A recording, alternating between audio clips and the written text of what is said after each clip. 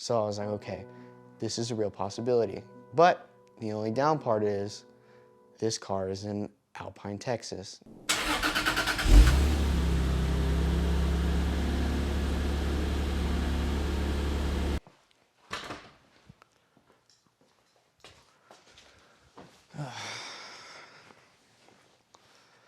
Hey guys, what is going on? It is Nick back with another video, and I'm gonna go into a little bit of detail about how we got the Supra and like all the backstory about it. It's pretty in-depth, pretty wild ride, so let's go. Back in, I would say 2013, I started playing Forza Motorsport 4. I was a big fan of drifting, into Formula Drift and things like that. And back then, my ultimate dream car was a Skyline GTR R34.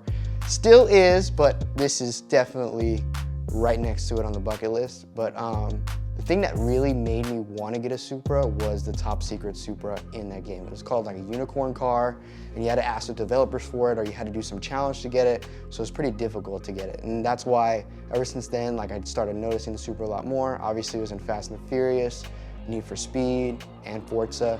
So as soon as I seen the top secret Supra, I was like, man, I really want this car. So ever since then, you know, went through high school, started my business, started making real money, and now we're here. I have one sitting behind me. It's pretty wild, but that gives you a little hint on what I want to do with it if I like the top secret Supra, you know what I mean?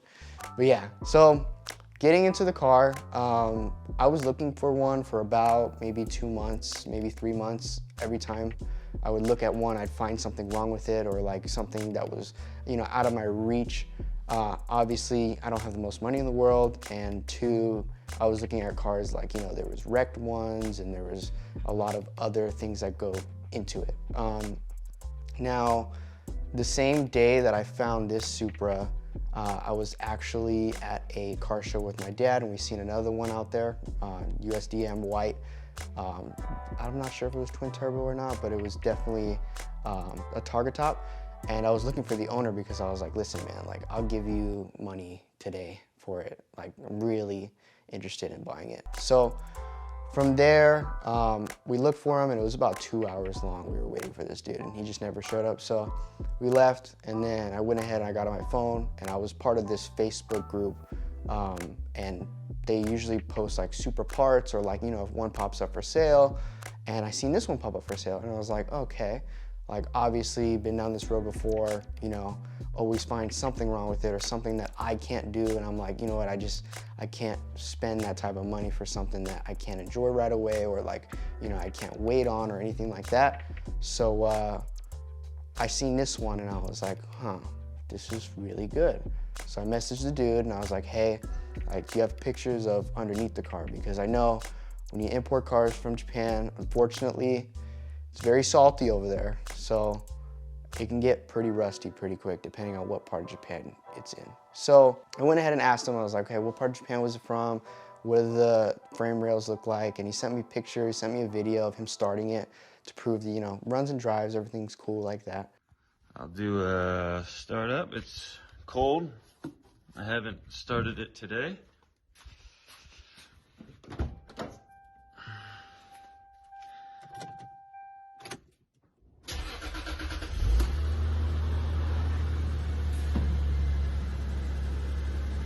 So I was like, okay, cool.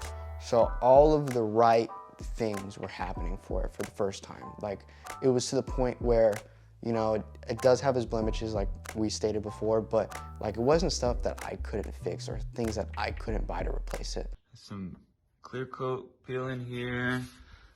Clear coat's pretty much gone on the front bumper. It presents pretty well, man, but yeah, it needs full respray. So I was like, okay, this is a real possibility. But the only down part is this car is in Alpine, Texas. Now, I don't know if you know this, but we're from Las Vegas, Nevada. So that's a pretty far way away. And I was like, okay, so I want this car. Let me go ahead and call this guy, and I'm gonna see, you know, if we can negotiate over the phone or see what's happening. I really didn't have the intention of saying that I'd buy it on that phone call, but that's just what happened. I talked to him and I was like, listen, man, like, would you do, I believe I offered him $32,500 for it. And he was like, no, like, I would only take 36 for it. even if you were in my driveway right now, I would still take 36 for it. So I was like, damn. And that's how much it was listed for. So it was a fair price. It's a, you know, automatic NA. And yeah, so I was like, okay. So I didn't want this car to slip through my hands. Like, there was something about it where, like, when you know, you know. So I was like, okay, man, I'll just do the 36. Like, I'll figure it out, figure out the extra amount of money, it's whatever. Like, I want this. So I went ahead and told him that I'd buy it on that phone call.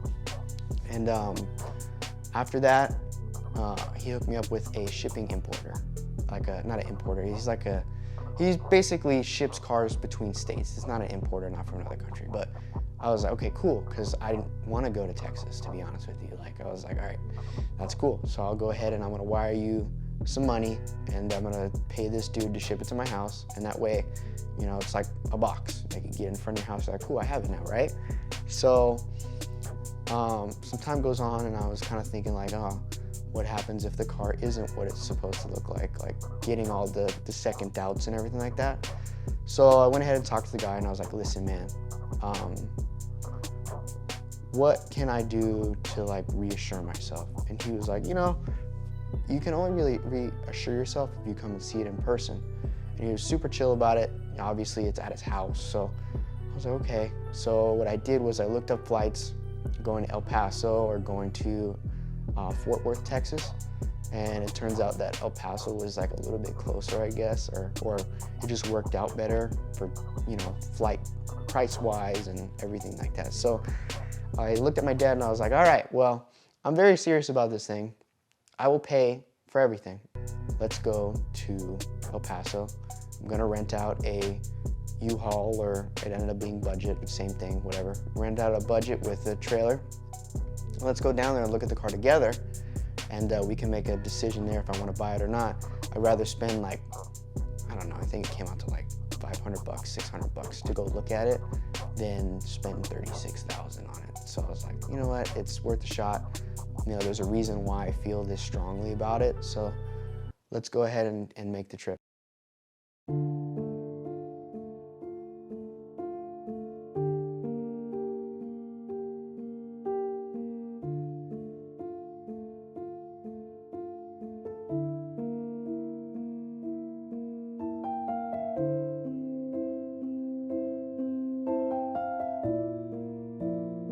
Got up early in the morning, and we went to McCarran, now known as Harry Reid. I don't know why they changed it, but whatever. So we went there, took a flight to El Paso. It was like maybe like 2-hour flight, it was quick. And then got an Uber, went to Budget, grabbed the truck and the trailer, and made I think it was maybe like an extra 2 hours from El Paso to Alpine, Texas. It was a ways away. So we made that journey, got to the dude's house. Dude was super chill. Lenny, I don't know if you're watching this, probably gonna send you the link, but I appreciate everything. I know it was not the most easiest person to deal with when it came to buying it, because I had a lot of questions, and obviously first time buyer and everything like that, but super chill. Could not have asked for anything better. Super upfront and forward about everything about the car. Like we said, like the only thing that's done this car is there's aftermarket floor mats, and that's it. Like, he even said, like, you know, I like cars like with, you know, not the best paint jobs, but the bones are good, because I know I could just paint it, it's whatever. And at least I know nobody touched it. So I really like enjoyed that when it came to his perspective on cars. And, you know, super chill dude. He was selling a Chaser as well. He imports cars as well. So if you guys need anything, hit him up. I mean, I got this thing through him, so pretty cool. But yeah, after that, pulled it out of his garage, looked around it, ended up putting it on a jack just to look at the frame rails myself as best as I could. And I took it for a little ride around Alpine.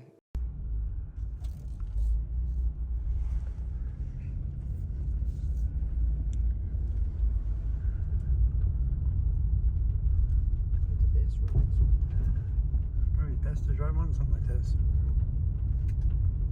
It's so weird being on this side. You still want it? Yeah. And I got lost because Alpine is very small. But yeah, I got lost, ended up finding my way back, parked it behind the trailer, and I was like, listen, man, I want it. And then he's like, so do you want to buy it? I said, yes. Gave him the cashier's checks, grabbed the car, loaded it up. He gave us some free shirts. Thanks again, Lenny. And we were on our way. And it was probably the longest trip I've been in a car ever. I think it was about like maybe 15 to 16 hour drive back to Las Vegas. And it's not only that, like, it was a cool experience because I got to do it with my dad. Shout out to my dad. Thank you for being there for me and, you know, helping me out actually obtaining this, like going out there with me. But it was very long because everybody knew what it was. Like, I'm not even kidding you. We were on the freeway and we were seeing cars. They would speed up and then they'd notice what's on the back of the trailer and they'd slow down and they're like, is that a Supra? And we were just kind of like screaming on the freeway like, yeah, it is, it's cool. And every time we stopped, like we had someone talk to us in New Mexico, in Deming, New Mexico. We did a gas stop and there was some kids there and they were like, yo, like, can I sit in it? And we were like, no, you can't. Like, you're not buying the car, no. And also, like, we were at a rest stop and some other dude in a Tesla came up and was like staring at it. And I'm like, dude, like, I'm trying to get some Z's real quick before we get back on the road, like, go away. And I can't really be mad because, you know, I have my own Tesla just like it, so I can't really be like, oh, Tesla drivers, but, you know. So I was like, all right. So obviously, it's a big attention grab from everybody. And it wasn't the easiest thing to take home. With everybody's eyes on it, we didn't really feel safe when it came to, you know, stopping for the night or, you know, grabbing food or anything like that. So when we stopped, you know, we made sure to back the car in, make sure everything was cool, make sure, you know, if anything were to happen, if anyone were to cut the trailer or whatever, like there's no way to get it out because the box truck will be blocking it in. So it was very stressful the whole time, I would say. And not only that, you know, we woke up early in the morning to get on this flight, to drive 2 hours, and now we're driving another 16 hours. So it was over 24 hours to get this thing back home. And when it comes to purchasing it and getting it back home. So it was a very long trip. We definitely had our fair share of interesting experiences while we were taking it home. We got stopped by Border Patrol a couple times for checkpoints to make sure we were American citizens. Obviously, I've never experienced that in my life, so that was new. Hello. Oh, you're citizens? Yes, sir. And what do you have in back? A car. Just a car. We don't have anything. There's in the nothing back. in the in the thing. Okay. This is the only thing they'll rent you. They won't rent you a pickup truck. Oh, Yeah, we picked the car up from kind of a from waste. Texas, so. Oh, okay. Have a good day, sir. All right, thank you. Thank Have a you. good one. And at one point in El Paso, we definitely seen some people run across the freeway. And it was very shocking for me and my dad. We were like, whoa, did that just happen? Like, are we really seeing this right now? Like, it's crazy. So we had our fair share of stories. We have our fair share together. A story that I can tell for the rest of my life with my dad, obviously. And I'll be grateful for that as well. And yeah, from there, went home, finally got home, took it off the trailer, showed my mom for the first time. She thought it was weird because it's right-hand drive, so she's in the driver's side for American, and then like I'm driving the car on the right and taking it around the block for the first time, and she's like, this is so weird. So it was pretty cool experience. And then yeah, after that, I basically went around and showed it to a lot of my close friends first. Obviously, I showed it to my girlfriend Summer first. This is your car, so. Open your eyes. The fuck? Where the fuck did this bitch come in? Hey, can you guide me in? Make sure I don't hit the pole, please. Yeah. Thank you, sir. Is that a Supra? Surprise. Like my brand new car? New car? No, this man was talking about his FRS, and I was like. I don't know if you guys heard, but all night I was like, yeah, I'm pretty low on money right now. Yeah, I haven't heard that. Yeah, I'm I pretty heard low on that. money. Oh my god. I need to put you Bro, you gotta see Frank. This is crazy. So it's a 1995 NA auto. What? Ooh, what is this? This is my 1995 Toyota Supra. Oh. Yeah. Yo, when did you get this? I got it like a month ago. It's been a minute, but I've been kind of like struggling with the social media aspect. You know what I mean? Because I work a lot, so. And it's on the right-hand drive too. Yeah. Dude, I can't wait for you to go to a drive-thru in this. Obviously, it's been a big goal of mine to get one of these, and now that I finally have it, I am ready to dig into it. I do have at least one part on the way right now. I'm gonna have to, you know, figure it out a little bit because, you know, I'm out of my F it we balls, as we say. So I gotta stack the money a little bit longer to make sure, you know, we get this thing to where exactly I envision it. But right now, focusing on getting, obviously, I'll tell you right now, I got BC coilovers for it, it's on the way. The next thing I wanna get is a carbon fiber hatch and a TRD wing, just to get the hatch rust gone. I don't even wanna deal with buying a new OEM hatch or anything like that. Just do carbon and then put a new wing on it, call it a day. And then I wanna get Kansai wheels just cause I think it'd be nice for now, just put some Kansais on it. And then obviously, when we get deeper into the build, I wanna put some 3-piece wheels on it, really make this thing stand out exactly how I envision it. But yeah, that's basically like the real in-depth backstory about it. Like pretty crazy experience going all the way to Alpine, Texas. In retrospect, when you look at it on paper, you're like, nah, you know, I'll fly in for 2 hours, drive for 2 hours, go look at this car, you know, maybe I'll buy it, maybe I won't. And then coming back 16 hours if you do buy it, or, you know, doing the extra 2 hours to come back home to fly back. But yeah, no matter what, it was crazy and another experience that I'll treasure for the rest of my life. You know, obviously I got to do it with my dad. You know, whenever you can do stuff with your parents, I feel like it's very important because, you know, they're not going to be here forever, you're not going to be here forever, so it's something you can enjoy forever. So yeah, that's about it. I got a lot of plans with this thing. Me and Angel and Jill are gonna dig into it, make this thing look freaking sick. And then, yeah, I hope you guys join us for the rest of the ride.